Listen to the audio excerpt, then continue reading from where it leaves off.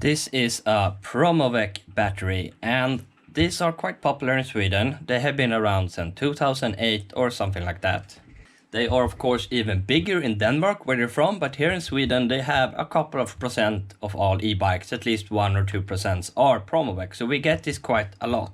Mostly it's because Promovec stuff are hard to get in Sweden. They haven't really had any Swedish website. You have to go to the bike shop and they have to special order batteries, and the ones that list batteries on their website, they list them for very high prices. And I don't think you can buy batteries from Promovec directly either.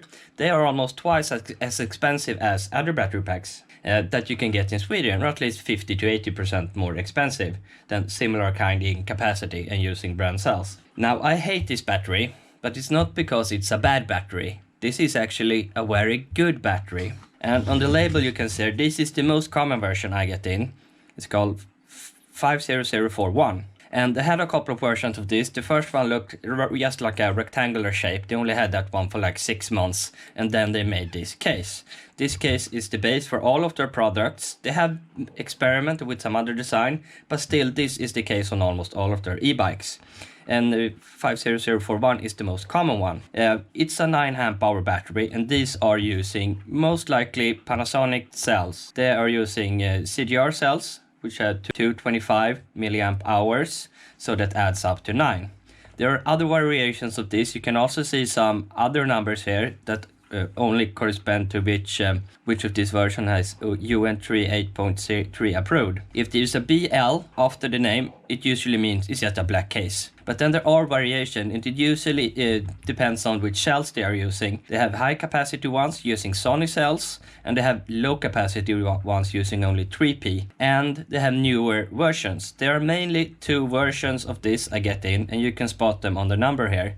But you can easily put them on other places on the battery design. One of the things they changed in about 2012 was going from a 3-pin XLR to a 4-pin XLR. At this point, they also changed the screws. These are hex screws, and they changed it to screwdriver kind. I don't remember what it's called in English. Both here on the bottom and here on the sides. That's how you can tell if the label is torn. This is how you can tell it's the newer version. And these are more complicated. They have rebuilt the design on the interior. Every single part is done in another way, and they have connection plates instead of cables, which make them $50 more expensive to repair here. Still way cheaper than buying a new Promovec battery. And here you can actually choose the capacity, and we have very good prices for 14 amp hours, which is more than they actually can put in here. So now I'm gonna show you how to screw this battery up properly and safely. And I've done maybe 50 to 100 of this battery, so I think I know what I'm doing. I have even labeled the hexagons, the hex bits I need to have to open the Promovec. And first of all, we have one which is 110. I've used this so much I can't even read the engraving anymore. T30. That should probably be a T somewhere. Yes, T10. T10 and T30. And there are 8 of these screws. Notice that you need to have a small shaft, otherwise you might have to be unscrewing at an angle, damaging the threads. So have one of these that can go past the light. And as always, use a wimpy, low-powered screwdriver, not anything else more high torque, because you can so easily damage these threads, and trying to remove them when there are no threads is not fun, especially if it's a customer battery and you have to cut around here, drilling, whatever it takes, and it could take like an hour extra just because you damaged the screw because you wanted to save a few seconds here and there.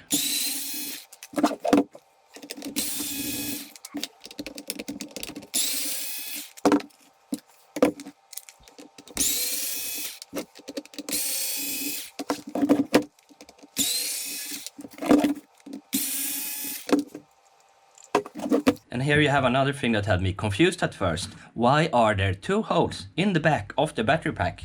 Why are they putting holes in there? So bug can crawl in or whatever.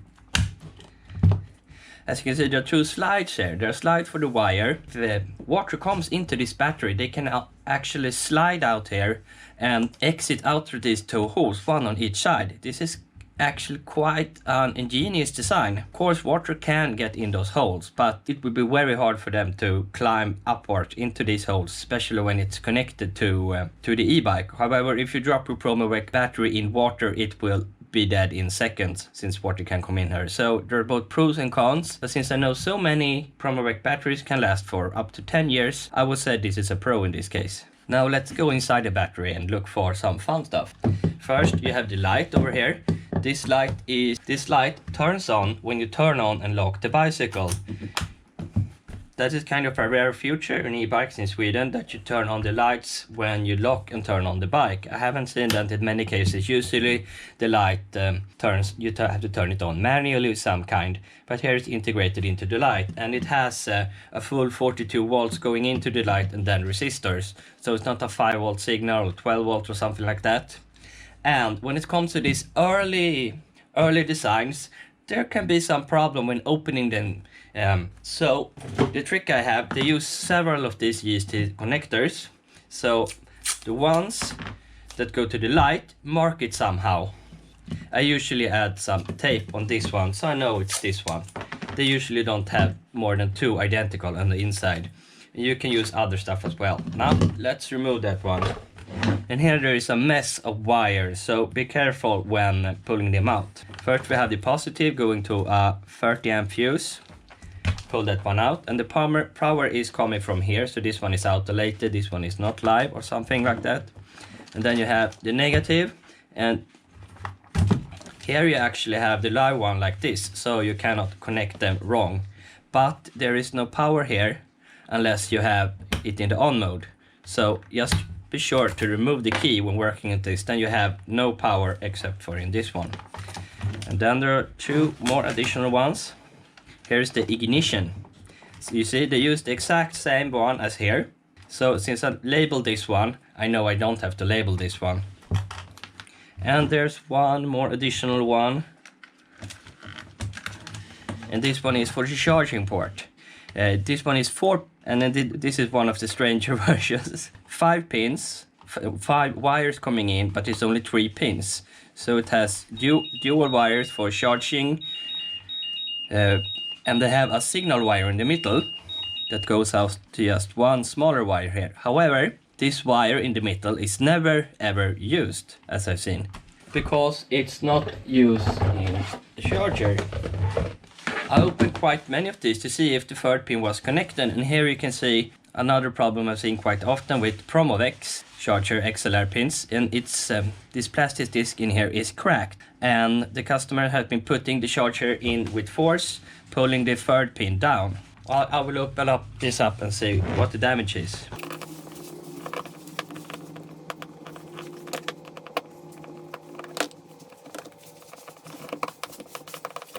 What do you think? Do you think it will be 2 wires or 3 wires connected? There are 2 wires. There are one black and one brownish, and they use some kind of red paste, and here you see it completely falls out. So I'm gonna have to change the XLR on this charger, because this does not look good. But you can see the 3rd pin is not connected to anything at all, and in this case it's also broken off. Now you have disconnected everything in here, and to take out this battery pack it's far easier if you remove the locking mechanism.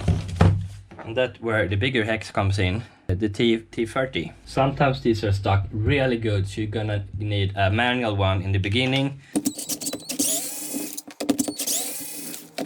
And also to remove this lock you need to have the pin in the lowest position, which is that, unlocked. And there are very little space in here, so gently pull it down. You can pull it out, and remember to keep this disc. This is very important, but if you don't have this one it will stick out about 3 or 4 millimeters and you can have problems sticking it in. Now you can push out the battery. However, these GST have a pin over here that loves to stick to this edge, and they love to stick behind this charging port. So be careful not to pull any wires off. I use a wooden stick to simply force it out. And keep checking that none. Here you see, this one almost gets stuck over there, and then you can damage them. Try to find the charging port and all of the other ones like that.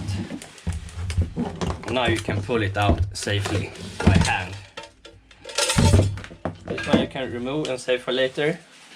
Let's have a little look in here. This aluminium profile and these little channels over here where the water can glide. Now this battery pack has two sides, and you should open it from the bottom side. The top side is the curved one, the bottom side is the little flatter one. Open it like that, and there are no connections at all over here, so you're safe to use a scissor.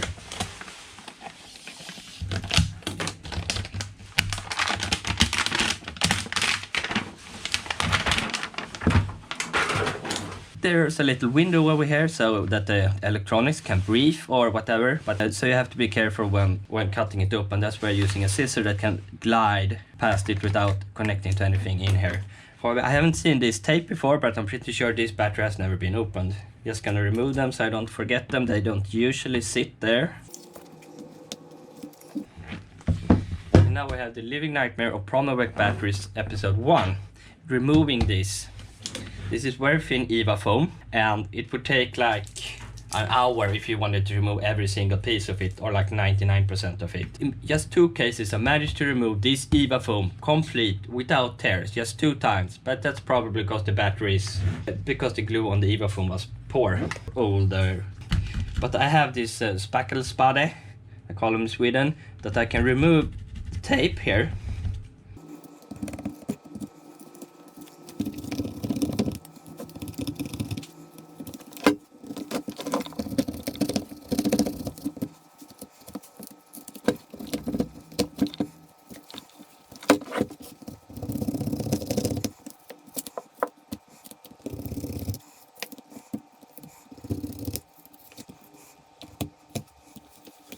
There we go. And I'm gonna open it up slightly over here. Here's another window for the electronics to breathe.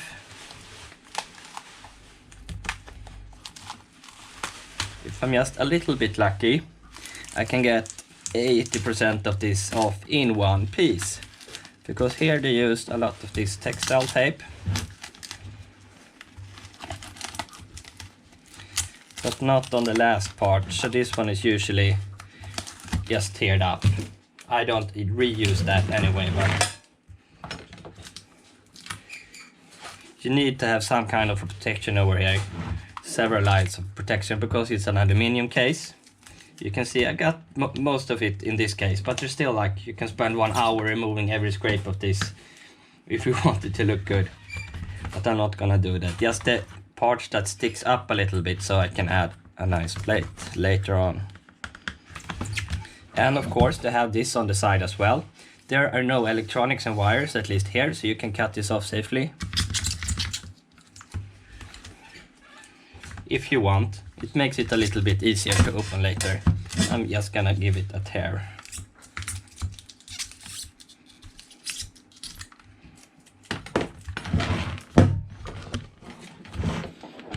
Now it's time to warm up the solder iron. The reason I still think these batteries are good is because they last 10 years. So I usually, as a tribute to Promovec, I keep the original electronics. Because if it can last 10 years, then it can last probably 10 more years. I want to keep the original electronics, and I'm gonna desolder these GST wires. First by removing all the tape.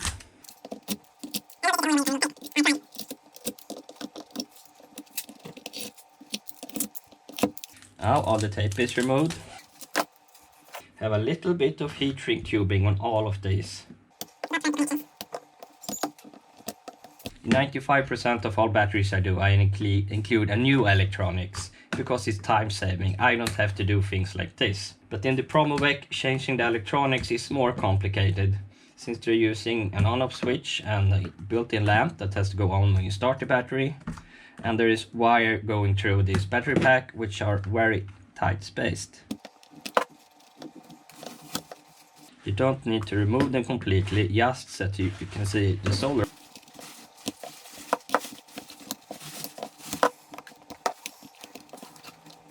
This one is tricky since there are two ones with different polarity next to each other. So make sure they don't touch. And I usually forget about this one. Of course I could cut the wires, but then I would have to tin them all again. And I don't want to do that because that's even more time consuming.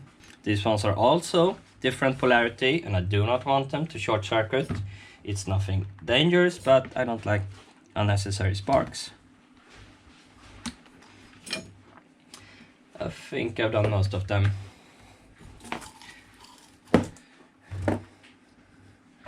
We're like 20 minutes in already and we haven't even started disassembling the pack. In any other battery I will be like spot welding already, the new pack, so this one takes almost twice as long as other battery packs. I usually start with the negative wire and the positive wires. Have a bit more. And you should have safety glasses on since solder can actually fly. I'm pulling gently on this one, not too hard. Lifting it up. Now it has no power, just the BMS cables.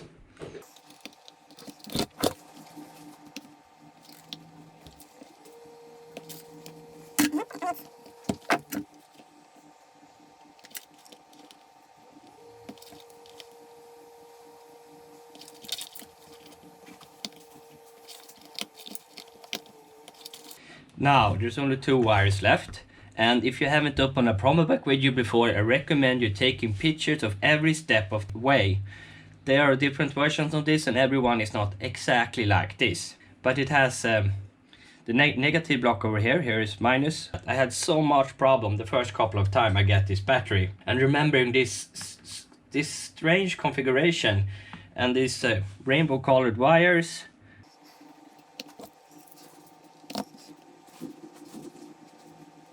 Remember these ones, you need them to have 100% of the capacity. If you do not connect them, you will only have 50% at best of the capacity in your new battery.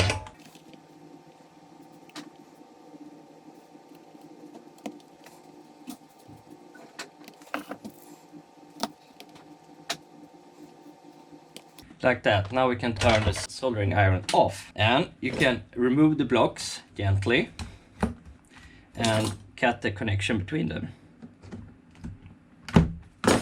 Block number one.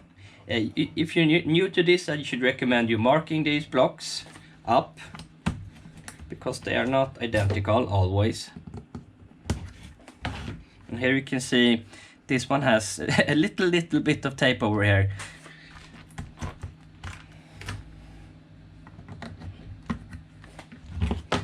And now the third block, this one is gonna be the tricky one.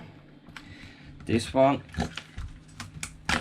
if you remove all the tape, it should be fairly easy. You do not have to pull out anything. This one is not powered. I usually remove this. And there are 4 screws over here, and you need very small standard screwdriver.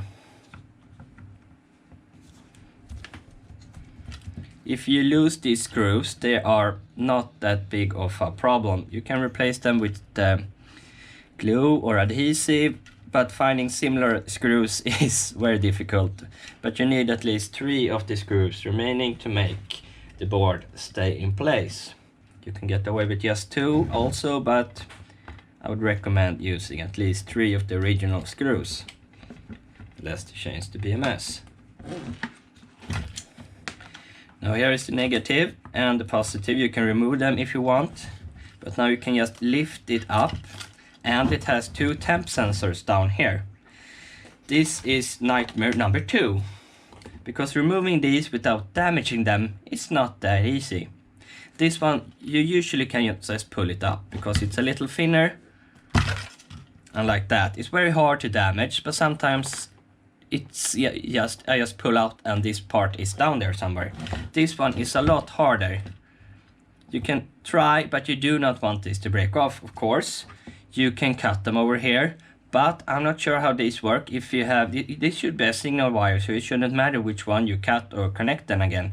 But many times in Promovec batteries I had a problem that when they're finally done, I tested them before that they were charging and turning on, and when I put everything together it would not charge all the way, or it would not discharge. It had no power in the discharging port, and I believe most of these cases is because this temp sensor had been damaged from pulling it out of this silicone hole. I usually do this by trying to find it in the hole and pushing it gently. Ah, we were lucky. They didn't add too much silicone. This one looks like it's whole, but sometimes a bit of the casing of this temp sensor gets stuck in here, and then you know you have a bad temp sensor that you cannot reuse. I will try to save some of these so I can sell them as spare parts, but I think they're quite easy to get. But however, you cannot see what's under here, and I do not want to start scraping on them. And I have these red GST connectors that are marked R105, R104.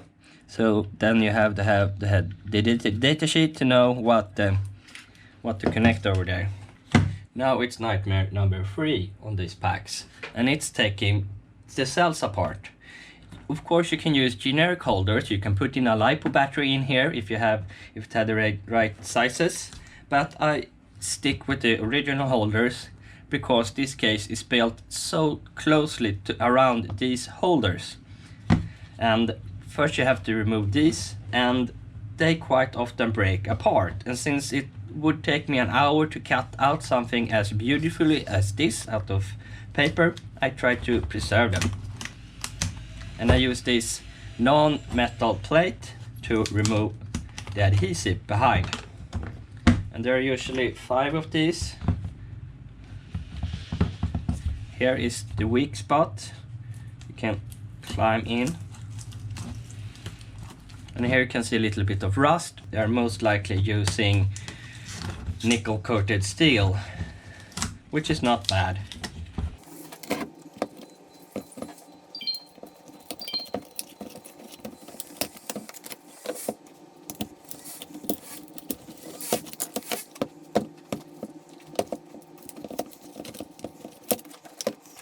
They do not have the exact same design on all of these. As you can see, the top ones have this for the BMS, so you're gonna need to want that on the top, and you cannot put these holders like there, then you will have a space. So keep in order that this one is on the top.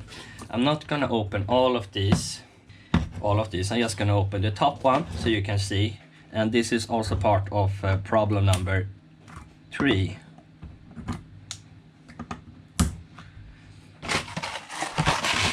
If you have removed nickel strips from other batteries, you know, just yank them off, no problem, right? However, on these batteries, they actually use very strong welds and a little bit thicker nickel, so you can only remove the positive top parts. And it sticks like glue, so you would have to go over them several times. If I would try to pull off this negative one, there's like a 50% chance I would tear a hole in the bottom of the cells and it could leak electrolyte, and that is not a good thing. It is not dangerous, but it's not really good. You do not want to kill cells that have been servicing their owner for 10 years and then just killing them by being sloppy. But even if I'm very careful, usually 1 or 2 cells in this 40 cell pack manage to die. And it's just so time consuming. It takes just 1 hour to open up and prepare Promovec batteries, making them like 1 hour longer than other packs. And then it's not easy going repairing them either.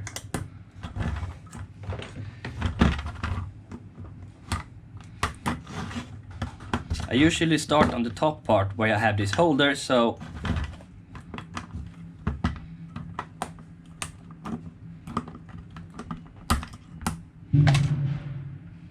here you can see I almost pulled a hole in there. It actually might be a hole, a small hole, but not big enough for electrolyte to leak through. But since I have this on the top, I can just turn it over and it can stand by itself when I remove this part as well.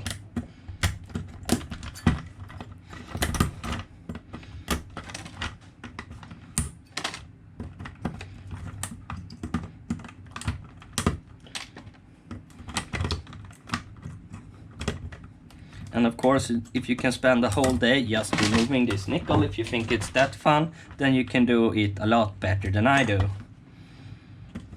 And here you can see some blue marks on the cells. These are manual marks, these are inspection marks. There is something at the factory that have inspected every single one of these welds and added a dot with a blue pencil to make sure every one of these welds are completed. And I think that is another reason why Promovec has been so much luckier when it comes to the longevity of their battery packs, that they actually have not all of their battery packs, but their first version, their second version, third version, a fourth version, a fifth version, all the versions up to about 2012 when they changed the design. However, they can also be quite good, but they are just they are not as old yet, so I don't know if they are as good as these ones.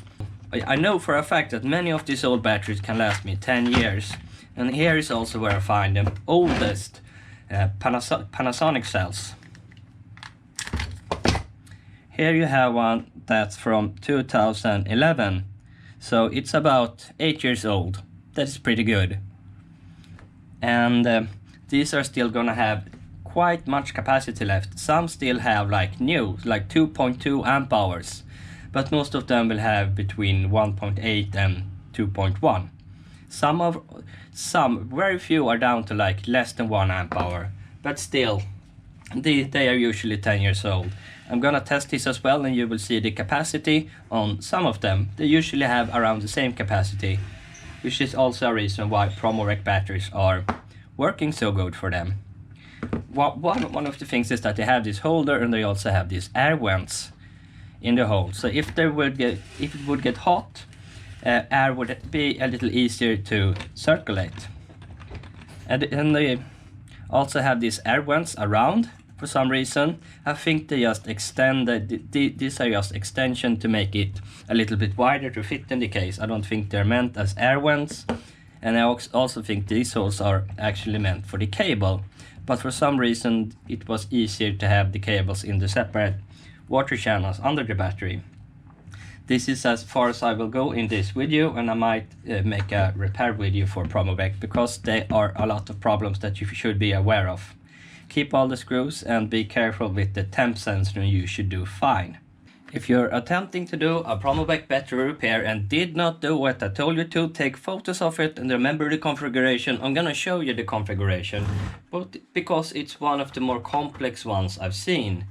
And it was very difficult for me to remember how every cell should be positioned the first few times I did this. Now you can see these groups are split into two on the edges here. Otherwise there are 4, 4, 4, 4, 4, 4, 4, 4. And you can remember this by these groups in the middle, they are identical, and these groups on the end are inverted. Any way you want to do it, just remember that those in the middle are the same and those on the edge are inverted of these ones. If you do it the right way, the Promovec way, you will end up with positive over here and negative down here. But you can also turn that around, especially if you're using a new BMS. But this is how it looks. And you should be using 7mm wide nickel strips to attach them. And no custom nickel strips, I know will fit good in this. I'm gonna double check that. It almost fits. It's a little bit, it's like 1mm too wide over here. And now there's a gap of 1 to 2mm between the nickels and the cell. Of course you can cut a little bit on the side. Do it like that. If you want to use this kind of fixed nickel strip, you can use them by a little bit on each side, but you have to gonna cut on this one because they are not meant for Promovec batteries. So you're gonna spend a lot of time cutting these strips, so just use 7mm wide nickel strips. It will take you a few seconds longer to cut them out than using this one, but they can be used as well if you want to spend time cutting them. Now there are so many things that can go wrong when you assemble the Promovec battery pack with the original stuff. One of the things that can go wrong is that you accidentally misplaced one of these blocks. If you did that and did not check the voltage level on each of the pins in the GST connector and insert it here, then some of the cell blocks will have extreme high voltages like 7 volt or 11 volt, and these resistors will go mad. The resistors, the balancing function they have never seen action like this before. They will go insanely hot. So if you connect them and cell blocks are in wrong order, meaning there are higher voltages in some blocks, these will get like 50 degrees, 60 degrees, even 100 degrees, and they will be so hot that they start to smoke eventually and fry themselves out. So that is not a good idea. Spend like 10 seconds checking all the blocks before you put them in together. And like I told you before, something I've done maybe even 5 times is forgetting these fucking red wires, because if I have a choice, I don't do stupid configs like this that has to have separate blocks with wires between them. That's just so stupid. And that's why I hate Promovec. They're so difficult to work with, because I'm 100% sure some idiot CAD'd this nice looking case. Then he falls some poor Chinese company. Well, actually no, they have a German company designing the inside of the cells. Design a battery pack that fits in our cool looking case, instead of build us a good battery pack and then we can build a nice looking case around it. As you notice, there are no other batteries with this shape or similar shapes. All of them are wide enough you can have 12 cells in a row instead of just 10. Of course, it looks cool when there's 5 in a row, 5, 5, 5, instead of leaving 6, 6, 6, 2 and place for BMS. This also makes the Promovec batteries very long, longer than any other batteries. I usually, okay, Ecoride and some others are longer, but yeah. And something you will also notice that when you remove the nickel strips using a plier like this, you will get sharp corners sticking out here in the plastic, and this plastic can eventually make hole in the heat shrink tubing. So that is another thing. Check for those and remove them. Also, there are more things you have to check when building these extremely complicated battery packs. You have to check that all the wires are in these grooves and not laying on top of here, because then they will not fit in the fucking case, because there is no margin of error. If you make them too big, you will either scrape up the heat shrink tubing, exposing some of the wires, or you won't be able to get it into the case. So that is another thing you must check. Also, the battery pack will be maybe 1 or 2 millimeters longer than before, because you're not building from new materials, from used materials, so you will be having trouble fitting it all the way in and adding the bottom plate. Hopefully there are some margin in this plate and you can remove 1 or 2 millimeters of this block. This battery is done charging, and the charging volt ends at about 42.5 volts. And then these resistors go crazy hot. Just like in the Porta Power batteries, they feel like they're 60 degrees or something like that. But there is still one thing that is so not good with these batteries. Resistors going like crazy, like 60 degrees Celsius, and still these battery packs have so long, and still these batteries last so long. Here it's almost 60 degrees. Here it's over 60 degrees. Yeah, 62, 63, like crazy hot. And then this battery pack is enclosed in heat shrink tubing, so all this heat from the resistors turns the air hot, making it like a little sauna in here for the battery. So the batteries will get some of this heat, not all of it, maybe just a little slightly higher temperature, like maybe 30 over here or something, and over here it should be standard room temperature. But over here these cells are a little bit extra exposed to the air. Another problem with those fantastic Promovec batteries that still is in my nightmares, my battery related nightmares, is how do you insert the battery pack and make sure these wires stand still, because they do not want to play nice. They want to flap around inside here and jamming themselves underneath the battery pack, because why would they stay here? No, they wouldn't want to jump in here underneath the battery packs. So I usually do like this. I tape the red and the black wire together on the bottom, and hopefully this will make them stay still. But nothing is ever guaranteed. And these wires usually love to get jammed behind the charger port as well, because they are on this side and the charger port is on the same side. So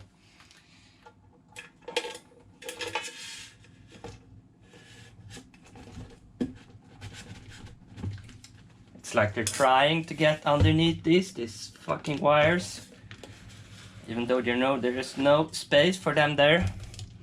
You see every single millimeter they're shaving off the heat shrink tubing, because there's like not even an extra millimeter anywhere. So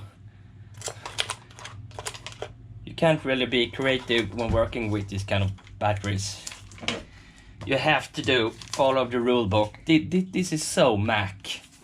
This is so Apple. You can only repair this battery pack with our holders, our BMS, our everything. You have to make sure these wires do not get jammed behind the charging port.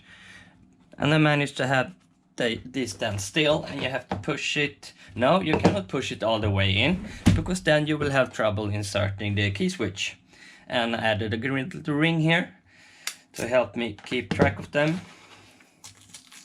Now you can't remove this tape, or band-aid if you want to call it that. You have to remember to use this plate and to have it on the right side. You have to have your special hex bit. Of course it's gone. Yes, this one will do. And now you have to connect it to the right one. Here you can see there's this white one. Remember, this one goes to the light, and then the other one goes to the on-off switch. And of course you need to have it tightest. And then there is this balancing act. I would really love to see how they do this in the Chinese factory, manufacturing this. How are they placing this one over here perfectly? And of course there's the fucking rubber list. It always falls off. Always. It never stays put. Every single thing about this battery is a repairman's nightmare. Everything combined in just one battery. So it's so mysterious how they actually built them. But that's probably because they are so fucking expensive, because it takes several hours extra just to... Even if you do like 100 of this battery every day in China, you will have problems. Like putting everything in perfectly.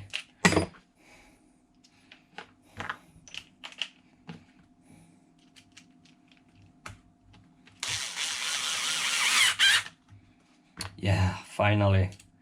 One last problem.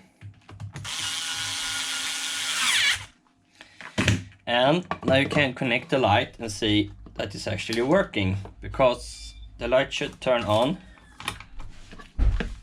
Yes! If this one doesn't turn on, then I'm going crazy. I have to open everything up again, remove the heat shrink tubing. Whew. And now you can push in the bottom part, so it can lay firmly to the key switch.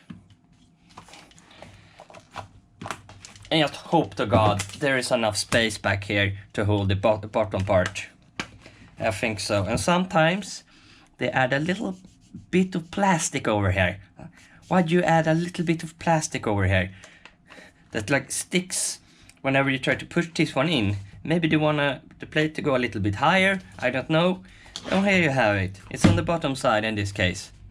Like, why do you need that specific part to be there in the way of me doing this?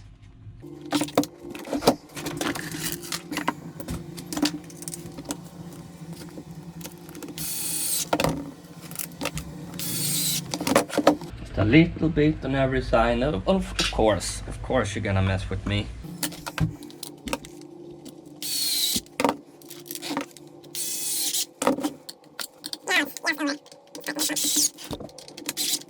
Perfect. And there's a little bit sticking out. What the fuck?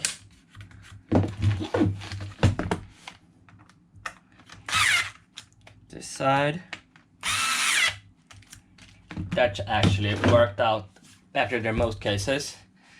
And connect the positive.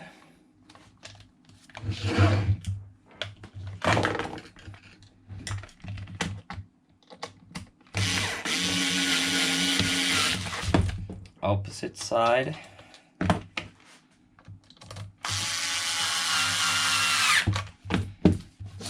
Yeah, looks good. No wires sticking out on this one.